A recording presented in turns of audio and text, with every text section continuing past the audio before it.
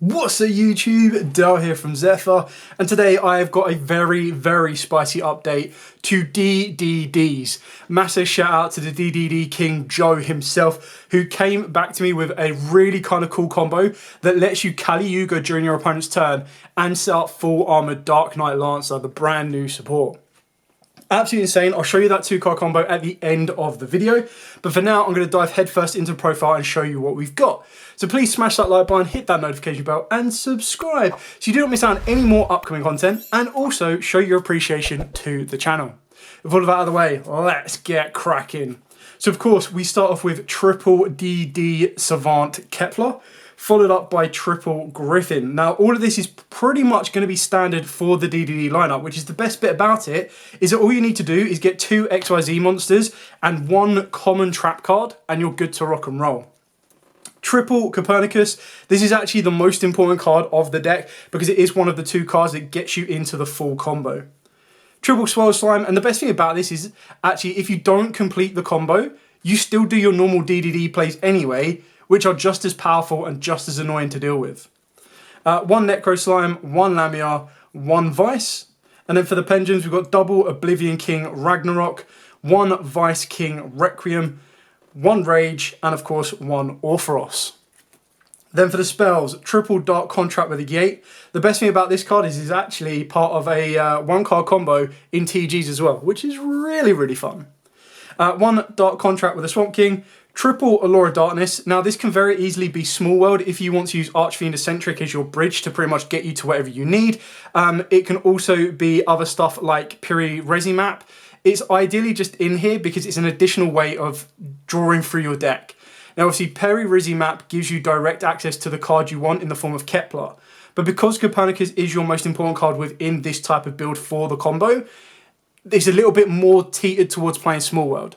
It's entirely up to you, but these are the options you've got. You've got Allure of Darkness if you've got access to it, which is probably the cheapest and easiest one. I think even Piri Resi Map's really cheap. The only issue is you need to control no monsters and it takes half your life points, but it gets you guaranteed to what you want. Triple Tactics Talents, and obviously this is going to be cheaper in literally, I'm not too sure when this video is going to come out, but like a week's time when the rarity set drops. This is going to come out in 7 different rarities, so you should be able to pick this up very easily. 1 for 1. 1 Dark Contract, and then of course 1 Foolish Burial. Now I know this is like an OCG one, I just think it looks really kind of cool, but of course if I'm going to play this at a tournament, this will be a normal Foolish Burial. 1 Call by the Grave, 1 Triple D Headhunt, and then the only trap card you add into the deck is Full Armored XYZ. Now what this does is if you control an XYZ monster or monsters on the field, immediately after this effect resolves, XYZ summon 1 XYZ monster using monsters you control. You can banish this card from your graveyard to target an XYZ monster you control, equip 1 other XYZ monster from your face-up field to it or the graveyard to that monster as an equip spell with the following effects. The equipped monster gains attack equal to that card's attack, and if the equipped monster would be destroyed by a battle or card effect, you can destroy this card instead. The best thing about this is you go through loads of XYZs, and most of the XYZs you're putting into the graveyard are pretty strong fat stack boss monsters.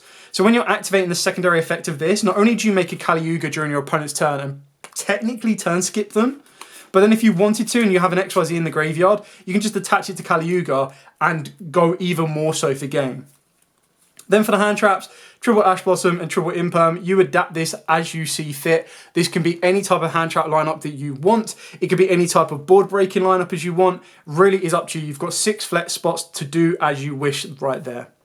So that's it for the main deck. Moving on to the extra deck because this is where the spice comes into play. So we'll start off with the DDD cards. Of course, we are playing double Divisor King Deuce Machina. I really need to pick up my second secret of this, but you know, Mac Daddy Boss Monster on that one. And then of course, we've got the 1 DDD Cursed King Siegfried, 2 Gilgamesh, 1 Flame High King, and 2 Flame King Genghis. Then of course, we've got the 1 Caesar, the 1 High Wave King Caesar, and the 1 King Tails. You can kind of see where these are ranking up on. Then of course you do have your Kali Yugioh. Now the 2 brand new cards we're adding into this is XYZ Armor Fortress. So this one is 2 level 5 monsters, but once per turn you can also XYZ summon this card by using 1 rank 3 or 4 XYZ you control. Hello Wave King Caesar. So then what you're going to be able to do on that one is it can't be used as material for an XYZ summon while it has materials. Once per turn, you get to detach up to 2 materials from this card to add an armored XYZ card from your with different names from your deck to the hand, equal to the number of detached. So if a monster equipped with this card battles on any battle damage it does is doubled. So the best thing about this is you're going to detach, you're going to search out your trap card, and you're good to rock and roll from that point on. Then obviously at that point you would have minimized the materials because it wouldn't have anything left when you detach the Caesar in order to get you the trap card, that you then rank it up into the Dark Knight Lancer. In doing so, once per turn you can also XYZ full armored Dark Lancer by using one rank 5 or 6 XYZ you control, transfer its materials to this card. It gains 300 attack for each material, each material and equip cards it has. Once per turn you can type one XYZ card in your graveyard, add it to your hand. And then once per turn, if an equipped card becomes equipped to a monster you control, except during a damage step, you can attach one monster your opponent controls to this card as material. Now the best thing about that is even if you don't go for Kali Yuga and you don't turn skip them, or if you want to hold the Kali Yuga back because you want to use the Harpy's Feather Duster effect at some point if you want to, you can actually attach with Lancer, attach with Deus Ex Machina, steal with Triple D Headhunt, and then Kali Yuga. A little bit overkill, but you can do it.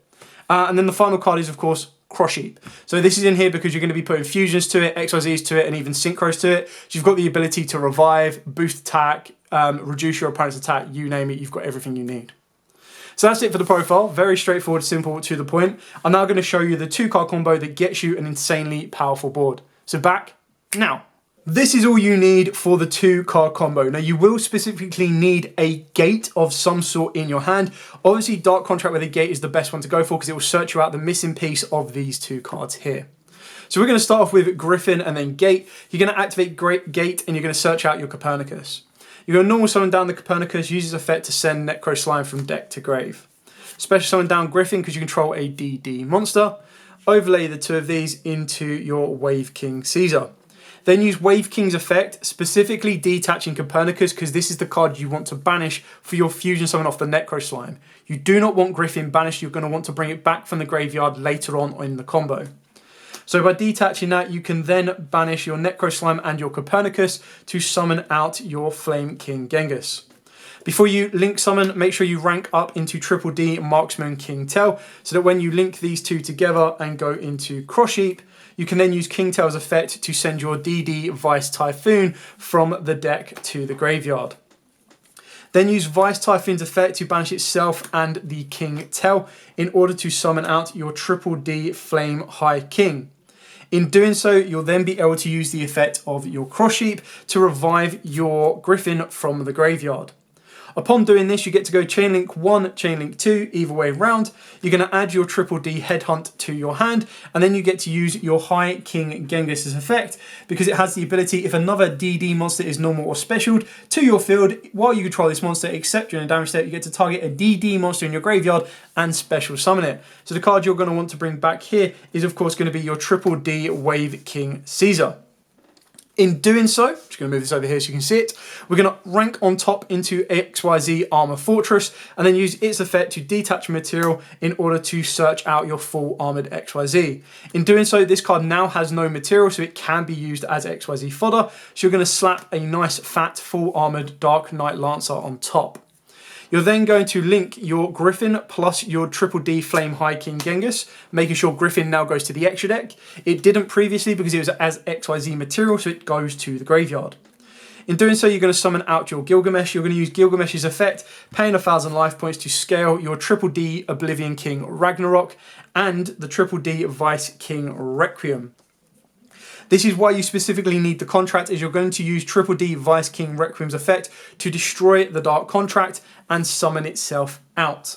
In doing so, you're also going to be able to use your Triple D Oblivion King Abyss Ragnarok scale effect. If you special summon a DD monster, except during a damage step, you get to target a DD monster in your graveyard.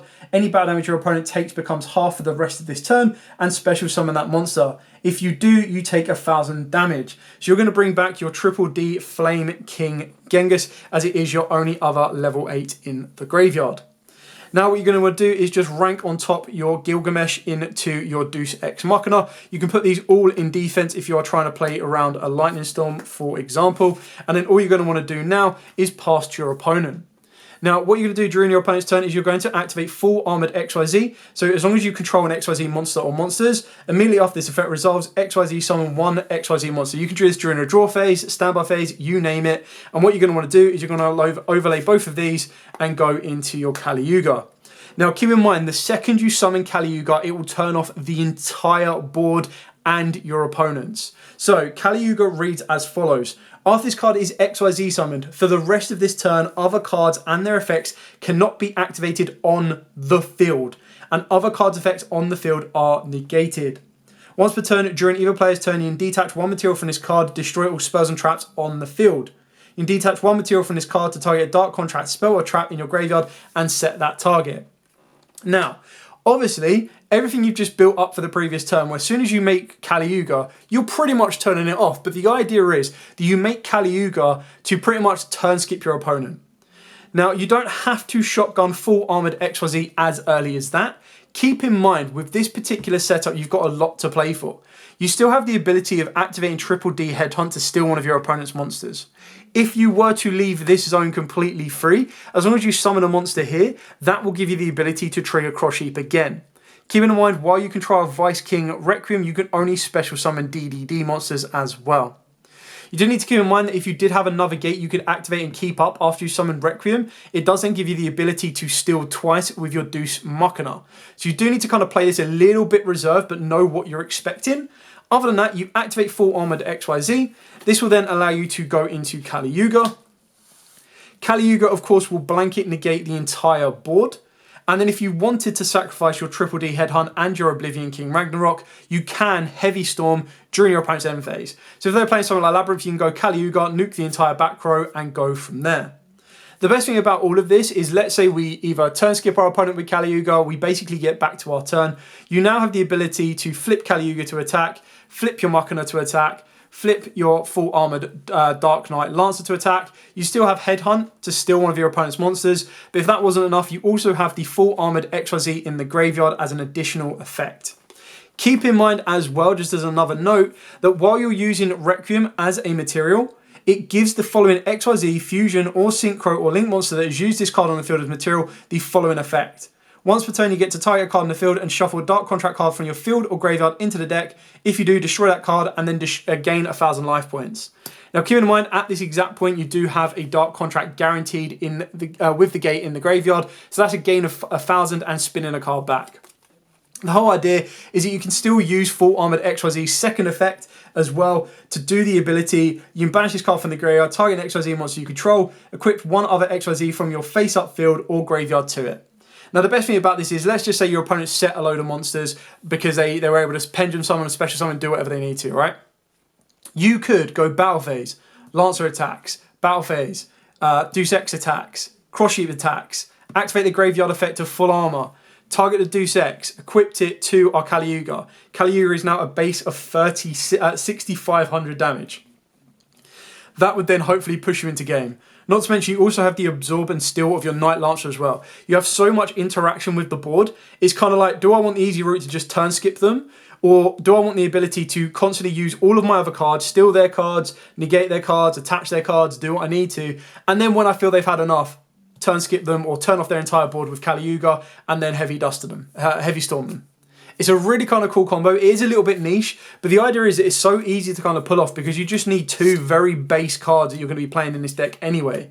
The only issue is having exactly a gate because you only play 4 gates that are activated that turn in this entire deck. Now that is of course your normal gate of the Dark World, Gate with the contract, nah, they're pretty much the same. But then you also have your Fusion Gate as well. So it's entirely up to you. I like how this works. The fact that it doesn't teeter with the core essence of what DDD do anyway is kind of what gives it a nice little bridge because it's like, okay, 1 space in the main deck, 2 spaces in the extra deck, which you can have a little bit of flexibility with if you want to, and the deck will still perform incredibly well. Anyway, like I said at the start of the video, a massive shout out to Joe on this one. He is the DDD king for the channel. It's been a while since he's been able to put the deck together, which is why I am profiling it. But it's insanely fun, very, very powerful, and incredibly cheap to upgrade, just to give you another layer of unexpected interaction for now. Anyway, thank you so much for watching. Don't forget to like, comment, subscribe, share. Till next time, as absolutely always, stay safe and of course, happy dueling.